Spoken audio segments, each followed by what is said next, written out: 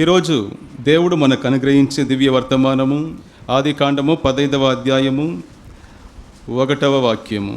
ఇవి జరిగిన తరువాత యెహోవా వాక్యము అబ్రాహామునకు దర్శనముందు వచ్చి, అబ్రామా భయపడకము, నేను నీకు కేడెము, నీ బహుమానము అత్యధికమగునని చెప్పెను. అబ్రామా భయపడకము. ఆమేన్. అబ్రామా భయపడకము. భయపడకము అని దేవుడు అబ్రహాముతో అంటున్నాడంటే అర్థం ఏమిటి? అబ్రహాము ఏదో ఒక విషయంలో భయపడుతున్నాడు. ఇంతకీ అబ్రహాము యొక్క భయానికి కారణం ఏమిటి? ఎందుకు అబ్రహాము భయపడుతున్నాడు? దానికి ముందటి అధ్యాయంలో మనం చూసినట్లయితే 14వ అధ్యాయంలో అబ్రహాము యొక్క సహోదరుని కుమారుడైన లోతు సొదొమలో ఉంటాడు. మీకు తెలుసు, అతన్ని ఏం చేస్తారు, కొంతమంది రాజులు చెరబట్టుకుని వెళ్ళిపోతారు. సో అతన్ని కాపాడేదానికి అబ్రహాము తన మనుషులతో వెళ్ళి ఆ 4 రాజులతో యుద్ధము చేసి వారిని ఓడించి వారి యొక్క చెరలో నుండి తన యొక్క సోదరుని కుమారుడైన లోతును విడిపించుకొని వస్తాడు. ఒక గొప్ప విజయము. తన దగ్గర ఉన్న కొద్దిమంది మనుషులతో వెళ్ళి అంత గొప్ప సైన్యాన్ని, 4 రాజుల యొక్క సైన్య సమూహాన్ని మొత్తాన్ని గెలిచి వారి యొక్క పట్టులో ఉన్న చెరలో ఉన్న లోతును విడిపించుకొని వస్తాడు. ఆ రాత్రి అతని మనసులో ఒక విధమైన భయము అలుముకుంటుంది. ఆ భయానికి కారణం ఏమిటంటే, ఆ ఓడిపోయిన రాజులు తప్పకుండా మరల యుద్ధానికి వస్తారు. ఓడిపోయిన వారు ఊరికే ఉండరు. దానిని తలుచుకొని ఒకవేళ ఓడిపోయిన ఈ రాజులు మరలా మన మీద యుద్ధానికి వస్తే, ఇంకా ఎక్కువ మందిని చేర్చుకొని మన మీద యుద్ధానికి వస్తే మన పరిస్థితి ఏమిటి? ఒకవేళ వారు మనల్ని చంపేస్తే ఇంత పెద్ద ఆస్తికి, ఇంత పెద్ద ఆస్తులకు వారసులు లేకుండా మనము చనిపోతామే. కోట్ల కొలది ఆస్తులు, వారసుడు లేదు, బిడ్డ లేదు.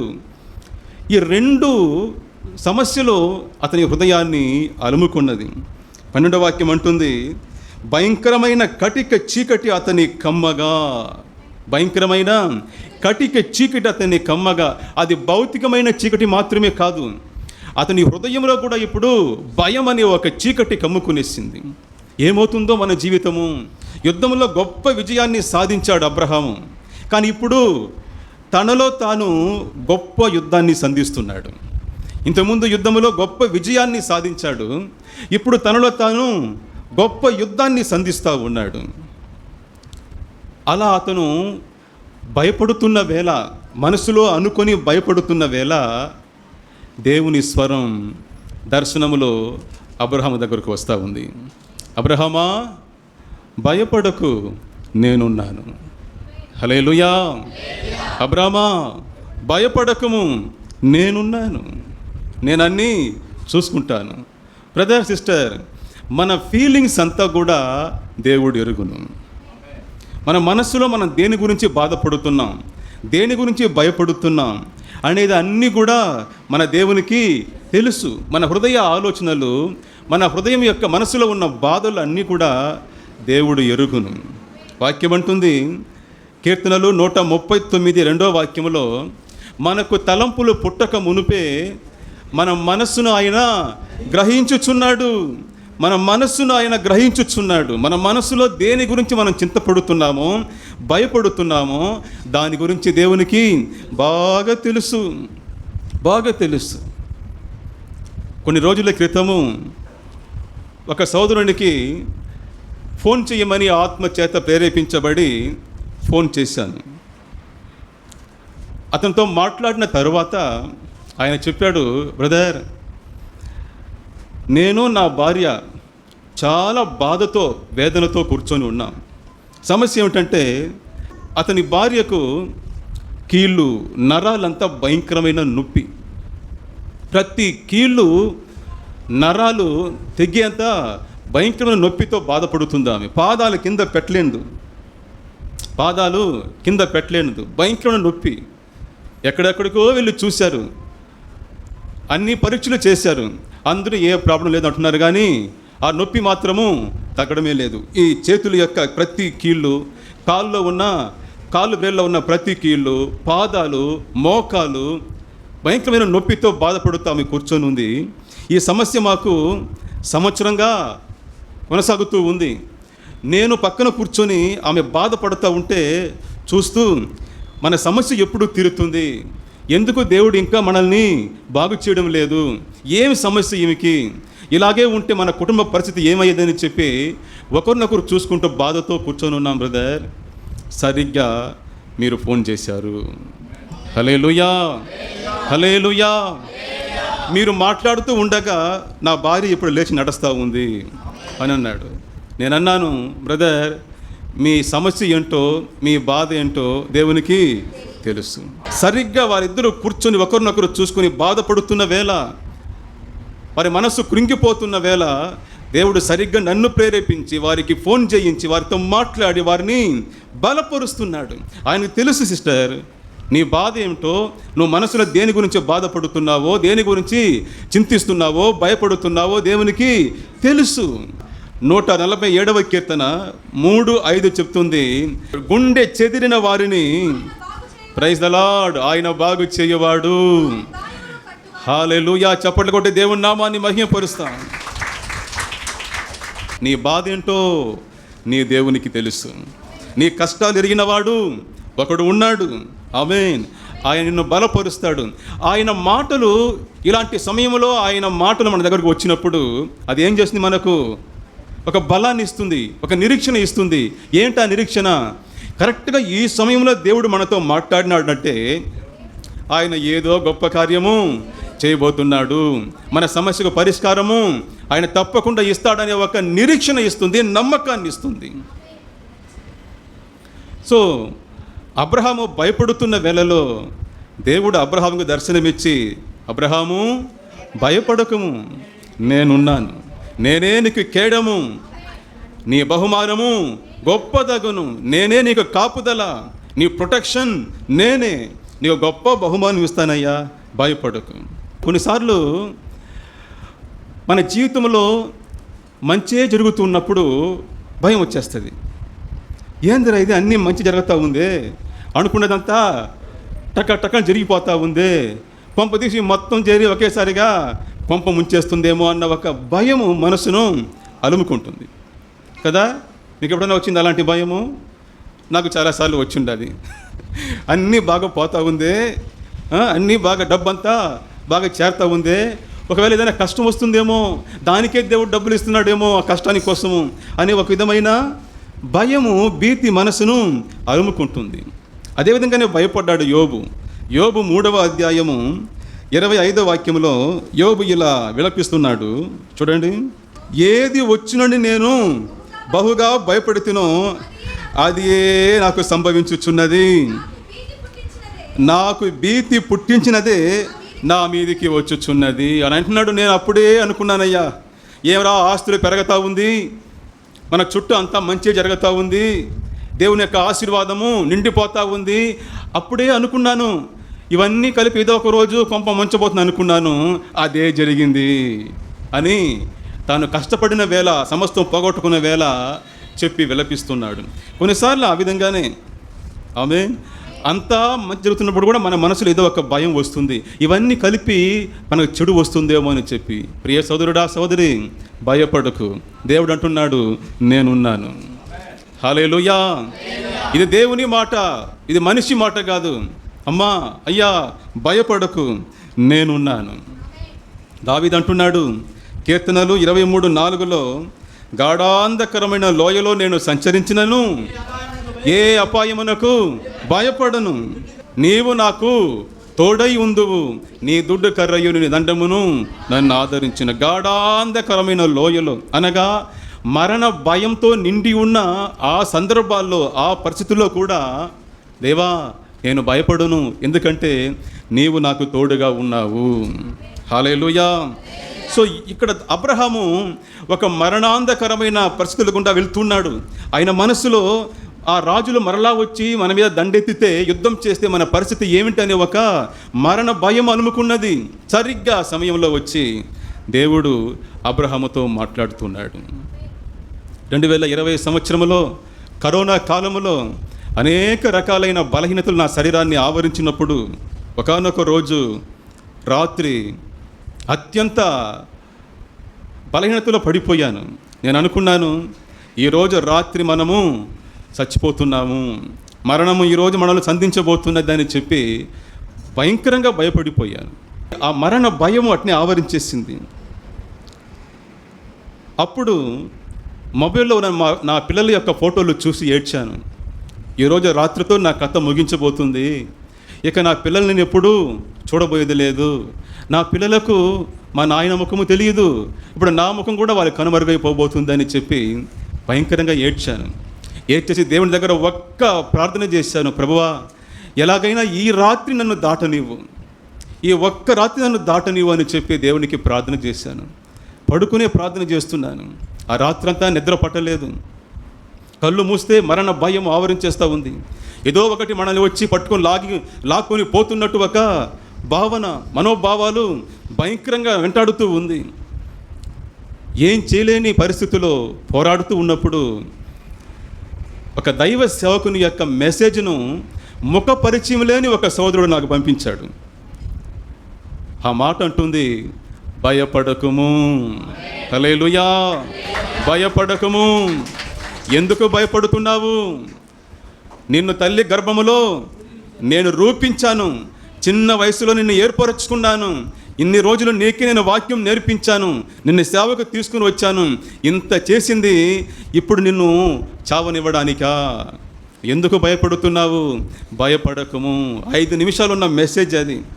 ప్రియ సోదరుడా, సోదరి, ఆ మాట నన్ను ఎంత బలపరిచిందంటే ఆ తర్వాత నా సమస్య తీరలేదు, కానీ అప్పటికప్పుడు నా మనసులో ఒక ధైర్యం వచ్చేసింది, మనము సచ్చేది లేదు. హల్లెలూయా. మనము సచ్చేది లేదు. దేవుడు మనకు తోడుగా ఉన్నాడు, ఆయన మనల్ని కాపాడుతాడు. మన ద్వారా ఆయన చేయాలనుకున్న పనిని చేసి ముగించేంత వరకు ఆయన మనల్ని చేయి విడవడు అన్న నమ్మకము హృదయాన్ని నింపేసింది. నా మనసు తేట తెల్లయిపోయింది. నా మనసంతా ఒక వెలుగు నింపేసింది. ఒకవేళ ఈ మాటలు వింటున్న మీలో ఎవరైనా బాధపడుతున్నారా? అయ్యా, నాకు వయసు 30 మాత్రమే, అప్పుడే నాకు షుగరు, బీపీ అంటూ అనేక రకాలైన వ్యాధులు నన్ను ఆవరించేసింది. నా పిల్లలు ఇప్పుడు చిన్నవారుగా ఉన్నారు, వారికి ఎంతో చేయవలసి ఉంది. నేను దేన్ని చూడాలి, దీనితో పోరాడాలి, పిల్లల్ని పెంచాలి, అనేక సమస్యలు నా పక్కన ఉంది, అనేక సవాళ్ళు నా ముందు ఉంది. నేనేం చేయాలి? ప్రియ సోదరుడా, సోదరి, నీతోనే దేవుడు మాట్లాడుతున్నాడు. భయపడకు, నేనున్నాను. హల్లెలూయా. భయపడకు, నేనున్నాను. నేనే నీకు కేడము, అనగా నేనే నీకు సంరక్షణ, నేనే నీకు పోషకుడు, నేనే నీకు పోషకుడు, నేనే నీకు సంరక్షకుడు, నిన్ను కాపాడుతానని దేవుడు మనతో మాట ఇస్తున్నాడు. అది ఒక చీకటి సమయము, అబ్రహాము యొక్క చీకటి సమయము. అలాంటి సమయంలో దేవుడు తన యొక్క వెలుగైన మాటనిచ్చి అబ్రహామును బలపరుస్తున్నాడు. యెషయా గ్రంథము 50వ అధ్యాయం 10వ వాక్యం అంటుంది, వెలుగు లేకయే చీకటిలో నడుచువాడు యెహోవా నామమును ఆశ్రయించి తన దేవుని నమ్ముకొనవలెను. తన దేవుని నమ్ముకొనవలెను. భయం అనే చీకటి, మరణాంధకారము మన మనస్సును కమ్ముకున్న వేళ వెలుగునిచ్చే దేవుని దగ్గరకు రావాలి, ఆయనను నమ్ముకోవాలి. ఆయన అంటున్నాడు, ప్రియ బిడ్డ, భయపడకు, నేనున్నాను. ఎంత గొప్ప మాట అది. ఇది బైబిల్లో మొత్తము 365 భయపడకము ఉందని ఎవరో లెక్కించారు. 365 పదాలు ఉందంట భయపడకము అనే పదము. అంటే రోజుకు ఒకటి, ఒక రోజుకు ఒకటి అంటూ సంవత్సరం మొత్తానికి దేవుని యొక్క మాట ఉంది, భయపడకము. ఇది బైబిల్లో వచ్చే మొదటి భయపడకము. భయపడకు, నేనున్నాను, నేనున్నాను. చెప్పేది మామూలు మనిషి కాదు, సర్వాధికారి అయిన దేవుడు. హల్లెలూయా. భయపడకండి. గడిచిన కాలంలో, గత కాలంలో మీరు చేసిన పాపాలు, మీరు చేసిన తప్పులు మనకు ఇప్పుడు వచ్చి శాపంగా మారుతుందేమో అని భయపడకండి. అవన్నీ యేసు రక్తంలో కొట్టుకుని పోయింది. ఆమేన్. ఆ పాపాలన్నీ యేసు రక్తములో కొట్టుకొని పోయింది. ఇప్పుడు దేవాది దేవుడు నీతో అంటున్నాడు, బిడ్డా భయపడకము, నేనున్నాను. నీకు నేనున్నాను. వాక్యం అంటుంది 15వ అధ్యాయము 6వ వాక్యములో, అతడు యెహోవాను నమ్మెను. దేవుడు చెప్పిన మాటను అబ్రహాము నమ్మాడు. దేవుడు అతన్ని కాపాడాడు. అతని గొప్ప బహుమానంగా అతని యొక్క 100వ ఏటన ఇస్సాకు అనే కుమారుడిని ఇచ్చి దేవుడు అతన్ని ఆశీర్వదించాడు. హల్లెలూయా. ఆ రోజు చచ్చిపోతానేమో అని భయపడ్డాడు. కానీ దేవుడు అతనికి అనేక సంవత్సరాల ఆయుష్కాలం ఇచ్చి 100వ ఏటన 100వ వయస్సులో ఒక బిడ్డనిచ్చి ఆశీర్వదించాడు. ప్రియ సోదరుడా, సోదరి, నీ దేవుడు గొప్పవాడు. నీ కష్టాలు, నీ బాధలు, నీ అవసరతలు, నీ ముందున్న సవాళ్ళు, నీ మనసులో ఉన్న బాధ అన్ని దేవునికి తెలుసు. ఆయన సమస్తాన్ని చూసుకుంటాడు. ఆయనే మనకు సంరక్షకుడు, ఆయనే మనకు పోషకుడు. ఆ తర్వాత అబ్రహాము చనిపోయాడు. ఆయన కుమారుడైన ఇస్సాకు బతుకుతున్న కాలంలో ఓ గొప్ప కరువు వచ్చింది. దేశంలో గొప్ప కరువు వచ్చేసింది. ఆ కరువు నుండి తప్పించుకోవాలని అతను గెరారు అనే ఫిలిస్తీయ ప్రాంతానికి వస్తున్నాడు. గెరారు అనే ఫిలిస్తీయ ప్రాంతానికి వచ్చాడు.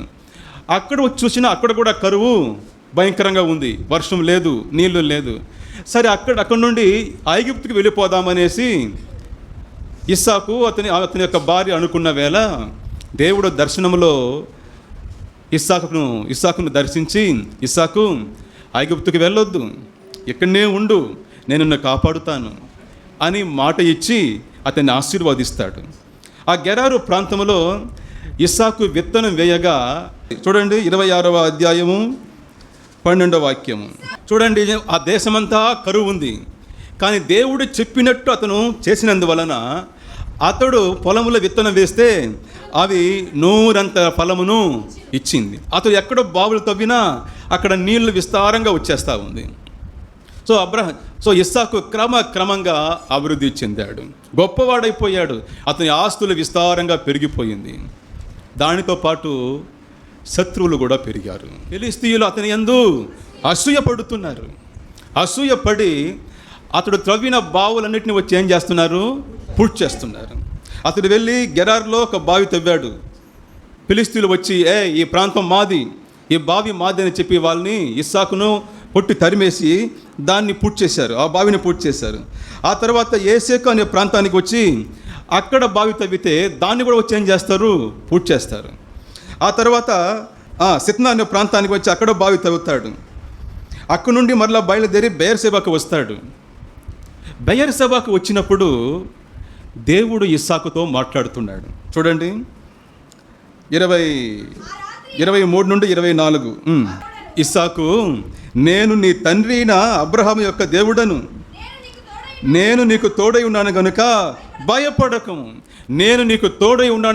భయపడకము. ఇక్కడ ఇస్సాకుతో దేవుడు భయపడకము అని మాట్లాడుతున్నాడు. ఇస్సాకు భయపడకు. ఇక్కడ ఇస్సాకు దేనికో భయపడుతున్నాడు, అంతే కదా? భయపడకమంటే అర్థం ఏమిటి? ఇస్సాకు భయపడుతూ ఉన్నాడు. ఎందుకు భయపడుతున్నాడు ఇస్సాకు? ఫిలిస్తీయుల్ని బట్టి భయపడుతున్నాడు. ఎందుకంటే అది ఆయన సొంత దేశం కాదు. ఆయన ఎక్కడ బావి తవ్వినా వచ్చి దాన్ని పూడ్చేస్తున్నారు. ఆయన మీద గొడవ చేస్తున్నారు. వారి పని మనుషుల్ని కొట్టి హింసిస్తూ ఉన్నారు. ప్రతి చోట వచ్చి తరిమేస్తూ ఉన్నారు. సో శత్రుడు రోజు రోజుకి ఆయనకి పెరిగిపోతూ ఉన్నారు. సో బెయేర్షెబాకు వచ్చినప్పుడు ఆయన మనసులో భయపడుతూ ఉన్నాడు. ఈ ఫిలిస్తీయులు మనల్ని ఏం చేస్తారేమో, మన జీవితం ఏమవుతుందేమో అన్న ఒక భయము, శత్రువులను బట్టి ఆయన మనసులో ఒక భయం వచ్చింది. అప్పుడు ఇస్సాకుతో దేవుడు మాట్లాడుతున్నాడు. ఇస్సాకు, భయపడకు, నేనున్నాను. హల్లెలూయా. ఇస్సాకు, భయపడకు, నేనున్నాను. నిన్ను కాపాడుతాను, నిన్ను ఆశీర్వదిస్తాను, నీ సంతానమును విస్తరింపజేస్తానని చెప్పాడు. దేవుడు అలాగే చేశాడు. ఏమైందో తెలుసా? ఎవరి నిమిత్తమైతే ఆయన భయపడుతూ ఉన్నాడో వాళ్ళే ఆయన దగ్గరకు వచ్చి సమాధానపడ్డారు. చూడండి 28వ వాక్యములో. సో ఇంతకుముందు ఎవరైతే గొడవ చేశారో వారందరూ ఇప్పుడు ఇస్సాకు భయపడుతున్నారు. ఎందుకంటే ఇస్సాకు రోజు రోజుకి గొప్పోడైపోతున్నాడు. పొరుగు దేశంలో పరదేశిగా వచ్చినవాడు, యాత్రికుడిగా వచ్చినవాడు వారికి అందరికన్నా కూడా గొప్పోడైపోతున్నాడు. దాన్ని చూసి ముందు వారు అసూయపడి అతని మీద గొడవ చేశారు, అతన్ని తరిమి కొట్టారు. కానీ వీళ్ళు తరిమే కొద్దీ, వీరు కుట్ర చేసే కొద్దీ అతడు గొప్పవాడైపోతూనే ఉన్నాడు. చూశారు, ఒరే ఇది మామూలు మనిషి యొక్క విషయం కాదు, అతనికి దేవుడు తోడుగా ఉన్నాడు కాబట్టే ఇంతటి భయంకరమైన కరువులో కూడా అతడు చేసే ప్రతి కార్యము దీవించబడతా ఉందని తెలుసుకొని ఆయన దగ్గరకు వచ్చి, యెహోవా నీకు తోడై ఉండటం మేము చూశాము గనుక మాకును నీకును మధ్య ఒక ప్రమాణం చేసుకుందాము. ఇదిగో మేము తరిమి కొట్టాం, కానీ మేము నిన్ను చంపలేదు కనుక నువ్వు కూడా మమ్మల్ని చంపకూడదు. సో ఇప్పుడు ఇస్సాకుకు వాళ్ళు భయపడుతున్నారు. ఇంతకుముందు వారిని చూసి ఇస్సాకు భయపడ్డాడు, ఇప్పుడు ఇస్సాకును చూసి శత్రువులు భయపడుతూ ఉన్నారు. కారణము దేవుని యొక్క కార్యము. హల్లెలూయా. ఎవరి నిమిత్తమైతే ఆయన భయపడ్డాడో ఇప్పుడు వాళ్ళే భయపడి వచ్చి ఇస్సాకుతో సమాధాన ఒడంబడిక చేసుకుంటూ ఉన్నారు. ప్రియ సోదరుడా, సోదరి, భయపడకు, నేనున్నాను. దేవుడు అంటున్నాడు, నీ శత్రువులు లేక నీ బంధువులు, నీకు కాని వాళ్ళు అనేక కుట్రలు చేసి అసూయతో నీ మంచిని చూసి ఓర్వలేక నేను హింసిస్తున్నారా, బాధ పెడుతూ ఉన్నారా? వారి నిమిత్తమే నువ్వేమైనా భయపడుతూ ఉన్నావా? దేవుడు నీతోనే అంటున్నాడు, భయపడకు, నేనున్నాను. ఆమేన్. వారు ఎంతటి వారైనా సరే, ఆమేన్, నీ శత్రువులు ఎంతటి వారైనా సరే, దేవుడు నీకు తోడై ఉండగా ఎవరు నీ మీద చేయి వేయలేరు. దేవుడు అంటున్నాడు, ఆ మాట గమనించండి, నేను నీకు తోడై ఉన్నాను గనుక భయపడకము. ఇంతకుముందు అబ్రాహాముతో అన్నాడు, భయపడకము, నేను నీకు తోడై ఉన్నాను అన్నాడు. అబ్రాహాముతో ఏమన్నాడు? అబ్రహాము, భయపడకు, నేను నీకు తోడై ఉన్నాను. ఇస్సాకుతో ఏమంటున్నాడు? ఇస్సాకు, నేను నీకు తోడై ఉన్నాను గనుక భయపడకము. సో విశ్వాసములో ఫస్ట్ లెవెల్ నుండి నెక్స్ట్ లెవెల్కు పొమ్మని దేవుడు ప్రేరేపిస్తున్నాడు. ఆమేన్. మన కష్టకాలంలో ఉన్నప్పుడు లేదా మనం భయంతో ఉన్నప్పుడు దేవుని మాట వస్తుంది, మనము ధైర్యం పొందుకుంటాం. అది ఒక లెవెల్ విశ్వాసంలో, అది ఫస్ట్ లెవెల్. విశ్వాసంలో నెక్స్ట్ లెవెల్ ఏమిటంటే, కష్టాలు వచ్చినప్పుడు దేవుడు నాకు తోడై ఉన్నాడని భయపడకుండా ఉండడం. అర్థమవుతుంది మీకు?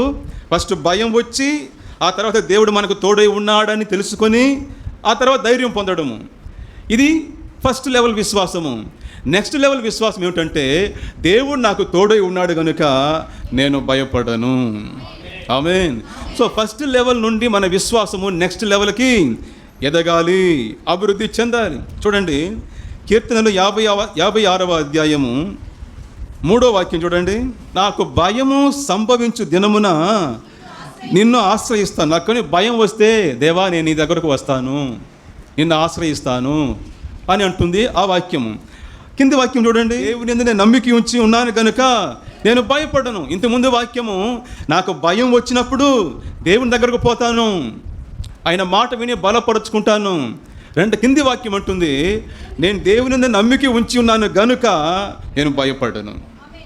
సో ఫస్ట్ లెవెల్ నుండి విశ్వాసము నెక్స్ట్ లెవెల్కి వచ్చింది. డిఎల్ మూడి అనే ఒక గొప్ప దైవజనుని దగ్గరకు ఒక సోదరి పరిగెత్తుకుని వచ్చి, అయ్యా దేవుడు నన్ను బలపరిచాడు, ఒక గొప్ప వాగ్దానం ఇచ్చాడు, ఆ వాగ్దానం నన్ను ఎంతో ఉత్తేజపరిచింది అని చెప్పి ఈ మాటను చెప్పిందంట. ఏదది? కీర్తనలు 56:3, నాకు భయము సంభవించి దినమున నేను దేవుని ఆశ్రయిస్తాను అని. అప్పుడు డిఎల్ మూడి గారు చెప్పారట, మంచిదేమ్మా, అది కూడా మంచి వాగ్దానమే, కానీ దానికన్నా గొప్ప వాగ్దానం ఉంది. ఏమిటంటే యెషయా 12:2, నేను భయపడక ఆయన్ను నమ్ముకుంటాను. నేను భయపడను, ఎందుకంటే నేను ఆయన నమ్ముకొని ఉన్నాను. హల్లెలూయా. ఇద్దరు బాగా గమనించండి, నాకు భయం వచ్చింది, నా కష్టాన్ని చూసి, నాకు వచ్చిన వ్యాధిని చూసి, నాకు వచ్చిన సమస్యను చూసి నాకు భయం వచ్చింది ఏమవుతుందో అని చెప్పి, ఆ తర్వాత దేవుని మాట విని దేవుడు మనకు తోడున్నాడని చెప్పి నేను ధైర్యం తెచ్చుకున్నాను. ఇది ఒక విశ్వాసంలో ఫస్ట్ లెవెల్. విశ్వాసంలో నెక్స్ట్ లెవెల్ ఏమిటంటే, దేవుడు నాకు తోడై ఉన్నాడు కనుక, ఆయన మీద నాకు నమ్మకం ఉంది కనుక నేను భయపడను. హల్లెలూయా. నేను భయపడను. ఆ రోజు శిష్యులు, యేసు ప్రభు అందరూ కూడా పడవలో పయనిస్తూ ఉన్నారు. భయంకరమైన తుఫాను వచ్చేసింది, సముద్రము పొంగుతూ ఉంది, నీళ్ళంతా పడవలోనికి వచ్చేస్తూ ఉంది. శిష్యులందరూ కూడా భయపడిపోయారు, ఆందోళన పడ్డారు. ఈరోజు మనం జల సమాధి అయిపోయినరా అని చెప్పి వాళ్ళందరూ కంగారు పడుతూ ఉంటే, యేసు ప్రభు అదే పడవలో పడుకొని ప్రశాంతంగా నిద్రపోతూ ఉన్నాడు. వీళ్ళందరూ వెళ్ళి ఏం చేశారు? ప్రభువా, ప్రభువా మమ్మల్ని కాపాడుమయ్యా, మేము చచ్చిపోతా ఉంటే నీకు నిద్ర ఎట్ట వస్తుంది, నీకు చింత లేదా, నీకు చింత లేదా అన్నారు. యేసు ప్రభు లేచి గాలిని గద్దించాడు. ఏయ్ ఆగుమన్నాడు. వెంటనే సముద్రము నిమ్మలమాయను.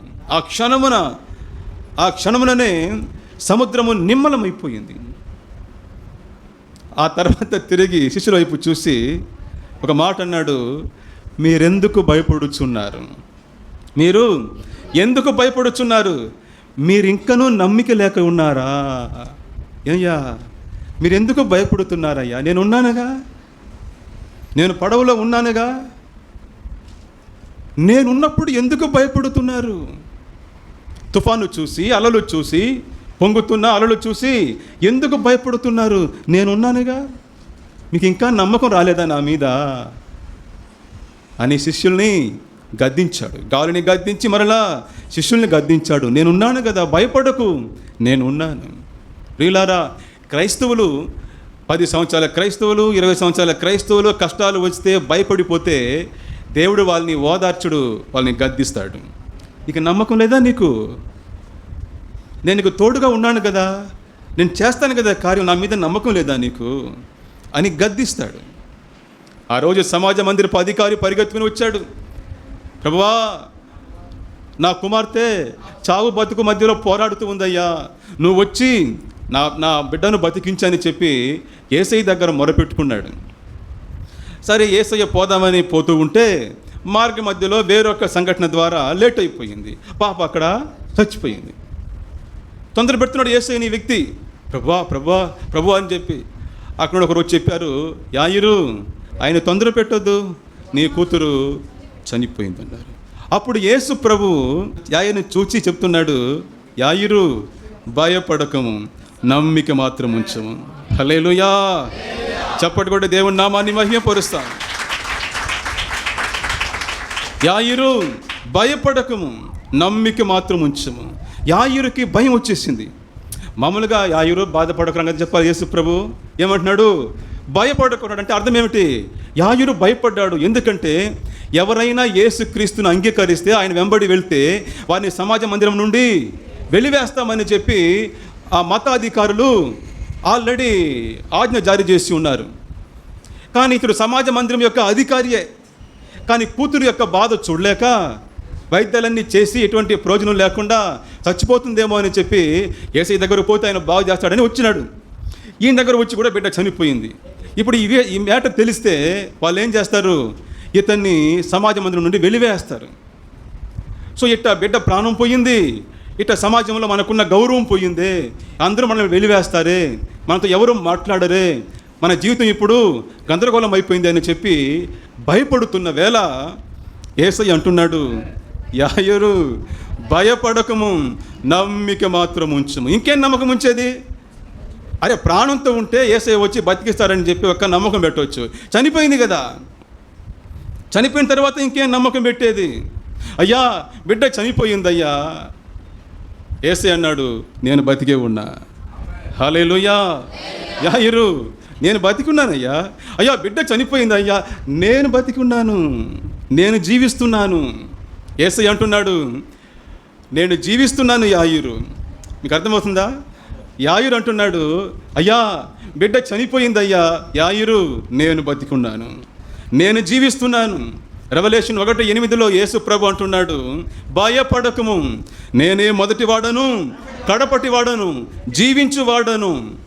మృతి పొంది తిని ఇదిగో సదాకాలము సజీవుడనై జీవిస్తున్నాను. మరణము యొక్కయు పాతాళ లోకము యొక్కయు తాళపు చెవులు నా స్వాధీనములో ఉన్నది. చప్పటి కొట్టి దేవుని స్తుతిద్దాం. నా స్వాధీనంలో ఉన్నది. అయ్యా బిడ్డ చనిపోయిందయ్యా, యాయిరు నేను జీవిస్తూ ఉన్నాను, నేను బతికి ఉన్నాను. యేసు ప్రభు ఇంటికి వెళ్ళాడు. ఆ పాపను చూసి, చనిపోయి ఉన్న పాపను చూసి, చిన్నదానా లెమ్ము అన్నాడు. మా పాప లే అన్నాడు. లేచి కూర్చునేసింది. హల్లెలూయా. ఆ తర్వాత యేసు అక్కడ ఒక మాట అంటాడు, ఆమెకు భోజనం పెట్టుడి. ఎంత చక్కటి మాట. నేను ప్రాణం పెట్టాను, మీరు అన్నం పెట్టండి. సరే, అదొక సూపర్ సబ్జెక్టు, ఇంకో రోజు చూస్తాం. సో యేసు ప్రభు నేనున్నానుగా, అబ్రహామా భయపడకము, నేనున్నాను.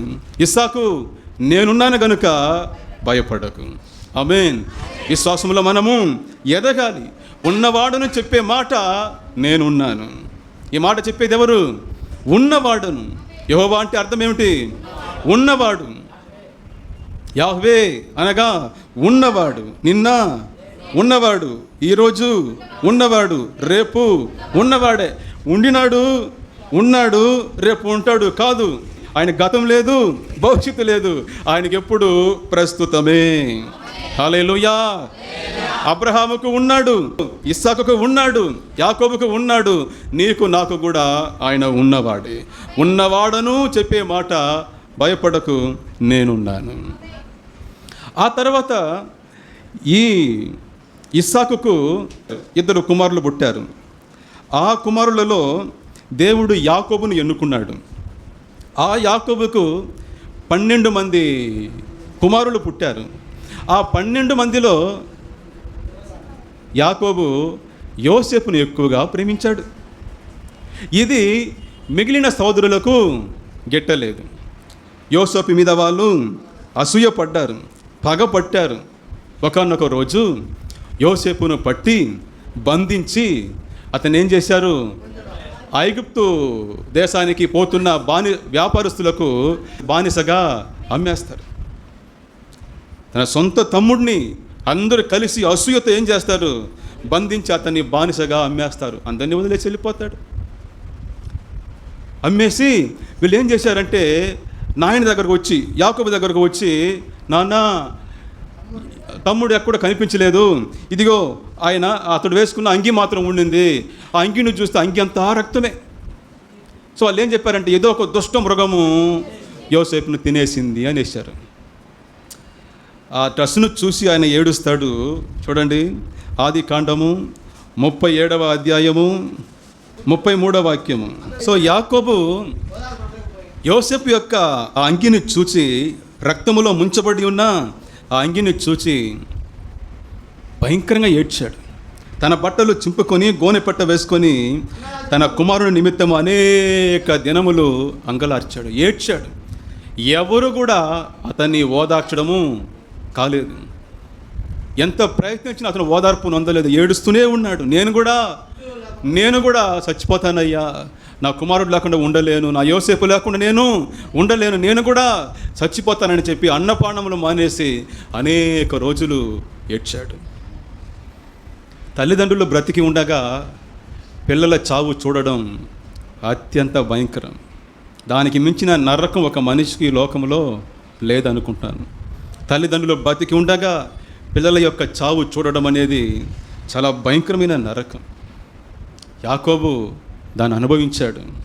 యోసేపు అని యోసేపు కోసం అనేక రోజులు విలపించాడు. యోసేపు కోసం చాలా ఏడ్చాడు, చాలా బాధపడ్డాడు. ఆ తర్వాత మనకు తెలుసు, ఆ దేశంలో కరువు వచ్చింది, వాళ్ళ ఐగుప్తుకి వెళ్ళారు, అనేక కార్యాలు జరిగింది. 42వ అధ్యాయంలో మరొకసారి యాకోబు ఏడుస్తూ ఉన్నాడు, బాధపడుతున్నాడు. ఏమని చూడండి, 42:36 వాక్యము. మీరు నన్ను పుత్రహీనునిగా చేర్చున్నారు, యోసేపు లేడు, సిమ్యోను లేడు, మీరు బెన్యామీనును కూడా తీసుకుని పోదురు, ఇవన్నీ నాకు ప్రతికూలంగా జరుగుతున్నదే. అది ఎందుకో మనకందరికీ ఆ ఫుల్ హిస్టరీ తెలుసు. సో ఇవన్నీ నాకు ప్రతికూలంగానే జరుగుతూ ఉంది, నాకు విరోధంగానే అన్నీ జరుగుతూ ఉంది, నా పిల్లలు ఒక్కొక్కరిగా నాకు దూరం అయిపోతున్నారే, చివరికి వయసైన కాలంలో నేను పుత్రహీనునిగా చనిపోదునేమో అని చెప్పి యాకోబు మరలా విలపించాడు, బాధపడ్డాడు. ఆ తర్వాత విషయం తెలిసింది, ఐగుప్తులో యోసేపు బతికి ఉన్నాడని, వీళ్ళు చేసిన ద్రోహ కార్యములు అన్నీ ఒకనొక సందర్భంలో తెలియగా యాకోబు చాలా సంతోషంతో యోసేపును చూడడానికి, అక్కడనే ఉండేదానికి తన జనమంత్రితో కూడా బయలుదేరిపోతూ ఉన్నాడు. పోతూ మరలా వారు బెయర్షెబా ప్రాంతానికి వచ్చారు. అక్కడ వచ్చి దేవునికి యాకోబు బలులు అర్పించి కృతజ్ఞతాస్తుతులు చెల్లిస్తాడు. ఆ రోజు రాత్రి దేవుడు యాకోబుకు దర్శనమిస్తాడు. దర్శనమిచ్చి 46:2 యాకోబు యాకోబు అని దేవుడు పిలిచినప్పుడు యాకోబు అంటున్నాడు, చిత్తం ప్రభువా, అంతా నీ చిత్తమే. బైబిల్లో నచ్చిన ఒక్క సన్నివేశం అది. యాకోబు యాకోబు, అదేవిధంగా సమూయేలు సమూయేలు. దేవుడు పిలిచిన వేళ ఆయన స్వరం వినేంత దగ్గరలోనే యాకోబు సమూయేలు ఉన్నారు. ఆయన స్వరం వారికి వినిపించింది. ఆమేన్. చిత్తం ప్రభువా, ఆయన పిలుస్తూ ఉంటే, చిత్తం ప్రభువా, నీ చిత్తమే నా జీవితంలో జరుగునుగాక. దేవుడు అన్నాడు, యాకోబు, ఐగుప్తుకు వెళ్ళేదానికి భయపడకుము. మరలా మాట వస్తుంది, భయపడకుము. ఇప్పుడు దేవుడు మరలా యాకోబుతో భయపడకుము అంటున్నాడంటే అర్థం ఏమిటి? అతడు ఏదో ఒక విషయంగా భయపడుతున్నాడు. ఎందుకు భయపడుతున్నాడు యాకోబు? ఎందుకంటే ఐగుప్తుకు ఇంతకుముందు వాళ్ళ తాత వెళ్ళాడు. ఎవరు? అబ్రహాము వెళ్ళాడు. ఐగుప్తుకు వెళ్ళినప్పుడు అత్యంత భయంకరమైన కష్టాలు అనుభవించాడు. అక్కడ ఒకనొక సందర్భంలో తన భార్యను ఇంకొకరికి విడిచిపెట్టవలసిన ఒక భయంకరమైన కష్టం వచ్చేసింది. తర్వాత దేవుడు ఎలాగో దర్శించి కాపాడుకుని మరి తిరిగి కనాను ప్రాంతాన్ని తీసుకుని వస్తాడు. కాబట్టి మన తాత ఐగుప్తుకు వెళ్ళి చాలా ప్రాబ్లం సంధించాడే. ఆ తర్వాత మన నాయన ఇస్సాకు ఐగుప్తుకు వెళ్ళాలనుకున్నప్పుడు దేవుడు వెళ్ళకూడదని చెప్పాడే. ఇప్పుడు ఆ ప్రాంతానికి మనం వెళ్తున్నామే, మన గతి ఏమవుతుందో? ఆమేన్. మన పరిస్థితి ఏమవుతుందో? ఎందుకంటే ఐగుప్తీయులకు కాపరులు అంటే, పశువుల కాపరులు అంటే చిన్న చూపు. అక్కడ మనల్ని హింసించి మన జనాల్ని నాశనం చేసేస్తారేమో, మనం వెళ్ళడం వలన యోసేపుకి ఏమైనా ఇబ్బంది కలుగుతుందేమో అని ఆ రాత్రి భయపడుతున్నప్పుడు దేవుడు దర్శనమందు వచ్చి, యాకోబు భయపడకు, నేనున్నాను. హల్లెలూయా. యాకోబు భయపడకు, నేనున్నాను అని అంటున్నాడు. యాకోబు, ఎక్కడికి వెళ్తున్నావు? ఐగుప్తుకా? ఓ, ఇలా అన్నావే, అంతా నాకు విరుద్ధంగానే జరుగుతూ ఉంది. నేను అనుకున్నది ఏది నాకు జరుగుటలేదు. నాకు సమస్యలే, నాకు బాధలే. నేను కన్నీళ్లతో ఏడుస్తూనే చచ్చిపోతానే మనిషి బాధపడ్డావే. పోయి చూడు, ఐగుప్తులో నీ యోసేపుని ఎంత గొప్ప స్థానంలో పెట్టి ఉన్నాను. యాకోబు, నేను నీ దేవుడినిరా అంటాడు. నేను నీ దేవుడినిరా. చూడండి ఆ మాట. ఆయన నేనే దేవుడను. హల్లెలూయా. నేనే దేవుడను, నీ తండ్రి దేవుడను. ఐగుప్తునకు వెళ్ళుటకు భయపడకము, అక్కడ నిన్ను గొప్ప జనముగా చేసేదను. హల్లెలూయా.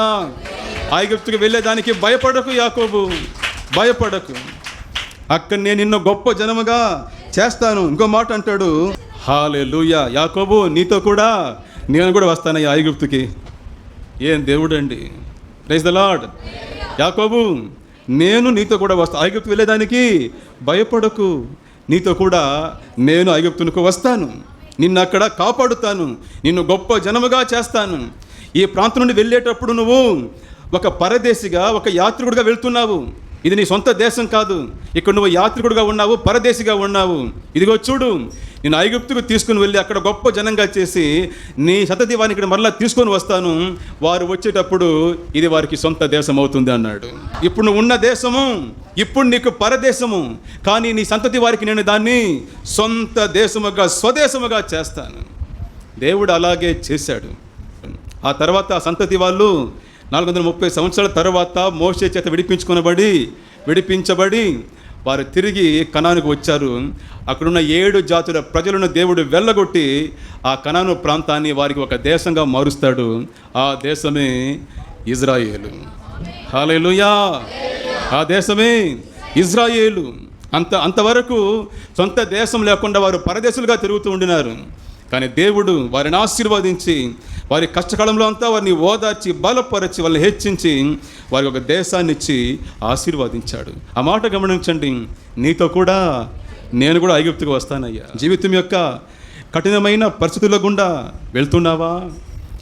దీని అంతం ఏమవునోనని భయపడుతున్నావా? సోదరుడా, సోదరి, నిన్ను ప్రేమించి నీ కొరకు తన అద్వితీయ కుమారుని బలిగా ఇచ్చిన నీ తండ్రి, పరలోకపు తండ్రి నీతో చెప్తున్న మాటలు ఆలకించు. నా ప్రియమైన కుమారుడా, కుమార్తె, నువ్వు వెళ్తున్న ఈ మార్గంలో నువ్వు ఒంటరివి కాదు, నేను నీతో కూడా వస్తూ ఉన్నాను. అన్నిటినీ నీకు మేలుగా మారుస్తాను. నీలో నుండి శ్రేష్టమైన వాటిని బయటకు తీసుకొని వస్తాను. విశ్వాసముతోనూ నిరీక్షణతోనూ నాతో కూడా రా. ఈ మార్గపు అంతములో నీ కొరకు నేను గొప్ప వాటిని ఏర్పాటు చేసి పెట్టి ఉన్నాను. నా రెక్కల నీడలో విశ్రాంతి తీసుకో, నా భుజం మీద ఆనుకో. నేను దేవుడను, సమస్తమును నా ఆధీనములో ఉన్నది. భయపడకు, నేనున్నాను నీతో, నీకోసం. హల్లెలూయా. నేనున్నాను, భయపడకు, నేనున్నాను నీతో, నీకోసం. అబ్రహాముతో దేవుడు అన్నాడు, అబ్రాము భయపడకు, నేనున్నాను. ఇస్సాకుతో దేవుడు అన్నాడు, ఇస్సాకు భయపడకు, నేనున్నాను. యాకోబుతో దేవుడు అన్నాడు, యాకోబు భయపడకు, నేనున్నాను. అదే దేవుడు నీతోనే అంటున్నాడు, భయపడకు, నేనున్నాను. Praise the lord. అబ్రహాం యొక్క దేవుడు, ఇస్సాకు యొక్క దేవుడు, యాకోబు యొక్క దేవుడు మనకు దేవుడై ఉన్నాడు. మనకు దేవుడై ఉన్నాడు. మత్తయి సువార్త 28:20లో పునరుద్ధానుడైన యేసుక్రీస్తు చెప్తున్న గొప్ప మాట ఏమిటంటే, ఇదిగో యుగ సమాప్తి వరకు సదాకాలము మీతో కూడా నేను ఉన్నాను. హల్లెలూయా. యేసయ్య అంటున్నాడు, యుగ సమాప్తి వరకు సదాకాలము నేను మీతో కూడా ఉన్నాను, భయపడకండి. ప్రియ సోదరుడా, నువ్వు దేనికోసం భయపడుతున్నావో, ఎందు నిమిత్తమై నువ్వు ఆందోళన చెందుతున్నావో, నీతో దేవుడు అంటున్నాడు, భయపడకు, నేనున్నాను. బైబిల్లో ఒక మనిషిని బలపరిచే అత్యంత బలీయమైన దేవుని మాట, భయపడకము, నేను నీకు తోడై ఉన్నాను. ఆ దేవుని నమ్మండి, పరిపూర్ణంగా నమ్మండి. అబ్రహాము జీవితంలో కార్యం చేసినవాడు, ఇస్సాకు జీవితంలో కార్యం చేసినవాడు, యాకోబు జీవితంలో కార్యం చేసినవాడు మన జీవితంలోనూ గొప్ప కార్యాలు చేస్తాడు. ప్రియ సోదరుడా, సోదరి, నీ దేవుడు నీతో అంటున్నాడు, భయపడకు, నేనున్నాను.